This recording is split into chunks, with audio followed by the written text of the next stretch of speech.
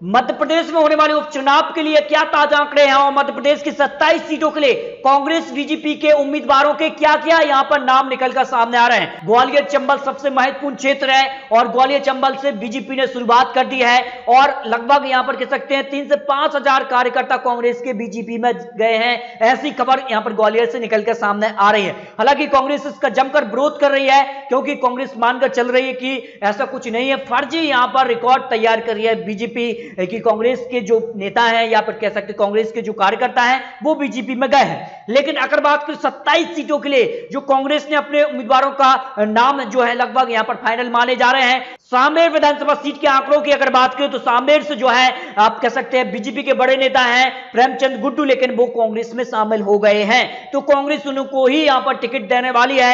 यहां पर कह सकते तुलसी सिलावट जो है वो बीजेपी ज्वाइन कर चुके हैं तो वो बीजेपी से उतरेंगे तो यहां पर बीजेपी के ही बड़े कैंडिडेट प्रेमचंद गुड्डू जो है यहां से उतरने वाले। सांवेर विधानसभा सीट कांटे की टक्कर होने वाली है, यानी ये हॉट सीट यहां पर बनने जा रही है। इसके अलावा अगर बात करें कांग्रेस की तरफ से बदनावर सीट के लिए कौन कौन से प्रत्याशी चुनावी मैदान में हो सकते हैं, इनके नाम है लेकिन एक नाम पर ही यहां पर सहमति बनेगी। मनोज गौतम, कुलदीप बुंदेला, आशीष धागड़, ध्रुव नारायण सिंह में से किसी एक को टिकट यहां पर मिलने वाला है। यानी कांग्रेस यहां पर अपने बड़े कैंडिडेट के नाम यहां पर लगभग फाइनल कर चुकी है। सुभाषचंद्र से अगर बात करें तो राकेश पाटीदार, ओम सिंह यहां पर भाटी, मनोज मुजावदिया को यहां पर टिकट मिल सकता है। हाट पिपलिया सीट की अगर बात करें तो यहां पर राजवीर सिंह बघेल, अशोक कप्तान में से कांग्रेस किसी एक को टिकट देने वाली है। आगरा मालवा की अगर बात करें तो विपिन वानखेड़े, राजकुमार गौरे के यहां पर नाम सामने आ रहे हैं। इसके अलावा अगर मेहगांव से हेमंत कटारे, चौधरी राकेश सिंह का नाम सामने है। इसके अलावा अगर यहां पर सांची से बात करें तो किरण अहिरवार, मालवीय, मदन चौधरी, प्रभात चावड़ा, बलवंत साग का नाम यहां पर सामने आ रहा है। सुर्गी विधानसभा सीट हॉट सीट बनी हुई क्योंकि यहां पर कह सकते हैं बीजेपी से अब बड़े कैंडिडेट यानी यहां पर गोविंद सिंह राजपूत चुनावी मैदान में उतरेंगे बीजेपी तरफ से। तो यहां पर कह सकते हैं कांग्रेस को यहां पर अरुण चौबे, भूपेंद्र सिंह मोहासा, कमलेश साहू, जीवन पटेल में से किसी एक को चुनना होगा, जिनमें सबसे बड़ा नाम अरुण चौबे जो कि यहां पर कह सकते हैं गद्दावान नेता माने जाते हैं कांग्रेस की तरफ से, कहीं ना कहीं इनको यहां पर कह सकते हैं गोविंद सिंह राजपूत के सामने उतारा जा सकता है। ये एक बड़े नाम कांग्रेस की तरफ से है। मुंगावली विधानसभा सीट की अगर बात करें प्रद्युम्न दांगी, यहां पर विजय प्रताप सिंह उर्फ यहां पर अनु राजा का नाम सामने है। यहां पर अगर बात करें तो अशोकनगर से आशा दौरी का नाम सामने है, त्रिलोक अहिरवार और रमेश इटोरिया का नाम सामने निकलकर आ रहा है। गोवा विधानसभा सीट की बात की तो मेघाराम जाटव, अनीता चौधरी, संजू जाटव, नाम नारायण इंटोरिया का नाम यहां पर सामने निकलकर आ रहा है। जौरा विधानसभा सीट के आंकड़ों की बात करें तो कांग्रेस की तरफ से बड़े नेता यहां पर मानवेंद्र सिंह गांधी, पंकज उपाध्याय, सुनील शर्मा में से किसी एक को टिकट मिलना तय माना जा रहा है। मुरैना के आंकड़ों की बात करें तो रामनिवास रावत, बलवीर दंतोड़िया, राकेश मावई, प्रहलाद प्रताप, दिनेश गुर्जर का नाम यहां पर सामने है।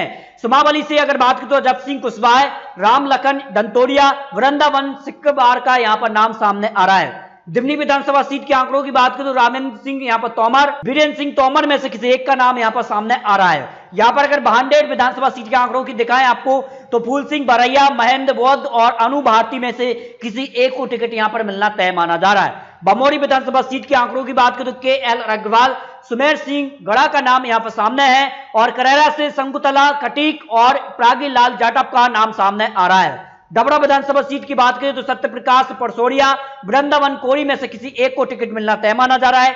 ग्वालियर पूर्व से अशोक सिंह, बुंदेल सुक्के और रश्मि पवार, देवेंद्र शर्मा का यहां पर नाम सामने है।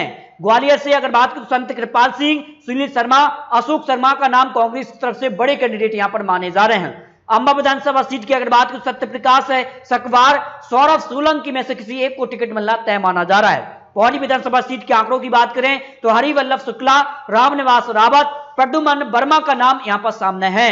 अनूपपुर विधानसभा सीट के अगर आंकड़ों की बात करें तो ममता सिंह, उमाशंकर इकोई, विश्वनाथ सिंह, विशासुलाल कुल्हाला, रेवा सिंह का नाम यहां पर सामने है। तो दोस्तों मध्य प्रदेश की 27 सीटों के लिए जो है कांग्रेस की तरफ से इन नामों पर सहमति बनी है, लेकिन अंतिम मोहर तो यहां पर कह सकते हैं कि जो मध्य प्रदेश के जो है अध्यक्ष हो या फिर कह सकते हैं कमलनाथ का ही यहां पर अंतिम फैसला होगा आखिर इन 27 सीटों में से किनको यहां पर टिकट देने वाले हैं कांग्रेस की तरफ से। इसके अलावा अगर बात करें तो मध्य प्रदेश के लिए बीजेपी का क्या यहां पर प्लान तैयार किया है। बीजेपी ने जो है प्लान तैयार कर लिया है क्योंकि बीजेपी चाह रही है कि कम से कम यहां पर कह सकते हैं 22 विधायकों में से ज्यादा जो है बीजेपी इन 27 सीटों में से इन्हीं कह सकते हैं कांग्रेस से आए बीजेपी में जो विधायक हैं इन्हीं को यहां पर कैंडिडेट बनाए, क्योंकि लगातार जो है कहीं ना कहीं कांग्रेस से बीजेपी में कई बड़े नेता आ रहे हैं। इसका फायदा मध्य प्रदेश उपचुनाव में मिलने वाला है बीजेपी को क्या, यह बड़ा सवाल है, क्योंकि जनता कहीं ना कहीं ये समझ चुकी है। और जनता क्या मध्य प्रदेश में इन 22 विधायकों को ही अगर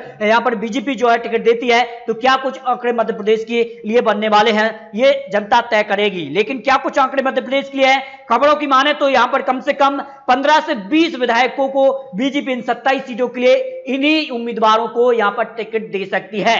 लेकिन 2018 में क्या कुछ आंकड़े मध्य प्रदेश की 230 विधानसभा सीटों में से अगर बात करें तो कांग्रेस के पास थे 114 विधायक, बीजेपी 109, एसपी 2 और यहां पर एसपी 1 और अन्य के खाते में यानी 4 निर्दलीय विधायकों ने इन 230 विधानसभा सीटों में से इतनी सीट हासिल की। लेकिन बड़ा सवाल यह है, क्या मध्य प्रदेश में कांग्रेस की वापसी या फिर बरकरार रहेगी बीजेपी? इस पर बड़े आंकड़े क्या निकलकर सामने आ रहे हैं, यानी मध्य प्रदेश की इन 27 सीटों के लिए जो आंकड़े बन रहे हैं, यानी कांग्रेस को अपने दम पर अगर सरकार बनानी है तो 27 सीटों में से 27 सीट और चाहिए, तब जाकर वो 116 का आंकड़ा प्राप्त कर सकते हैं।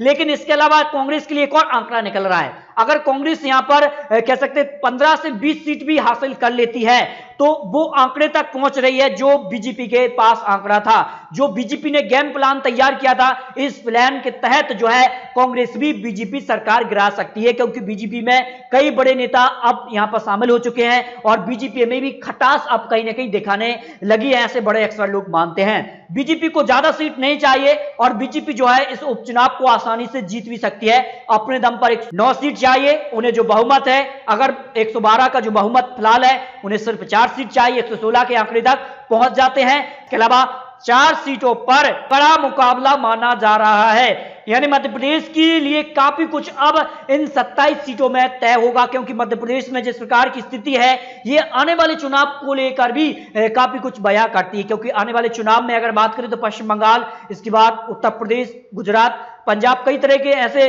विधानसभा चुनाव है। क्योंकि मध्य प्रदेश में अगर कहीं ना कहीं कुछ नया देखने को मिला तो फिर आने वाले विधानसभा चुनाव में भी काफी कुछ असर देखने को मिलेगा।